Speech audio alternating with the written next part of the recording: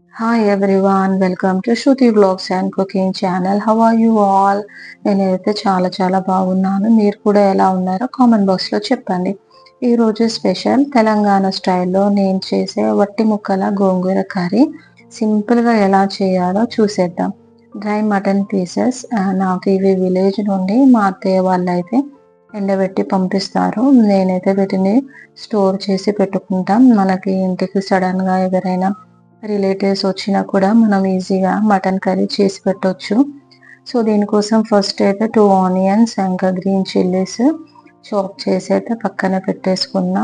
ఇంకా గోంగూర కూడా నీట్గా 2-3 టైమ్స్ కడిగేసి పెట్టుకోవాలి. 2 ఆర్ 3 ఆనియన్స్ మీడియం సైజువి తీసుకొని చాప్ చేసుకొని పక్కన పెట్టేసుకోవాలి. ఇంకా మటన్ పీసెస్ని హాఫ్ అన్ అవర్ పాటు వాటర్లో నేనైతే నానబెట్టుకున్నా.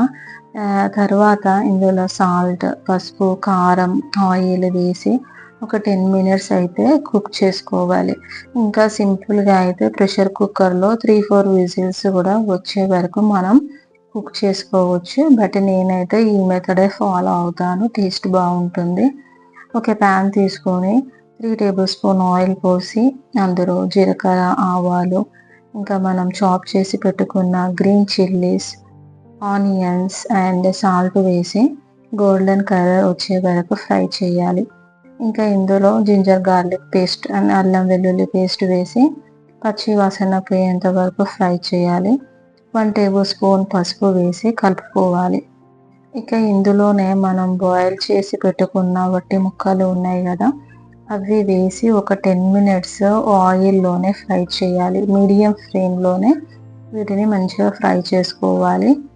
నెక్స్ట్ టమాటో పీసెస్ మనం కట్ చేసి పెట్టుకున్నాం కదా, అవి వేసి సాల్ట్ ఇంకా 2 table spoon red chilli powder వేసి 5 మినిట్స్ కుక్ చేసుకోవాలి.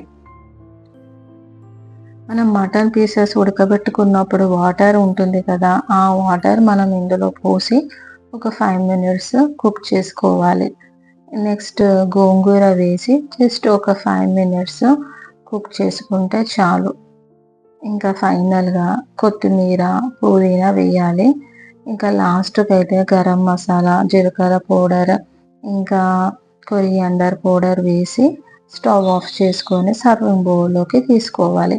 ఇది మటన్ కర్రీ కాబట్టి కొంచెం కుక్ చేయడానికి చాలా టైం పడుతుంది. బట్ టేస్ట్ మాత్రం చాలా బాగుంటుంది. ఒకసారి అయితే ఇలా ట్రై చేసి చూడండి. పుల్లగా, కారంగా టేస్ట్ అయితే చాలా బాగుంటుంది. అండ్ సింపుల్గా మన ఇంటికి ఎవరైనా రిలేటివ్స్ వచ్చినా కూడా ఆ రోజు మటన్ కర్రీ అయితే ఈజీగా చేసి పెట్టొచ్చు. సో ఒకసారి ట్రై చేసి టేస్ట్ ఎలా ఉందో నాకు చెప్పండి. Thank you for watching.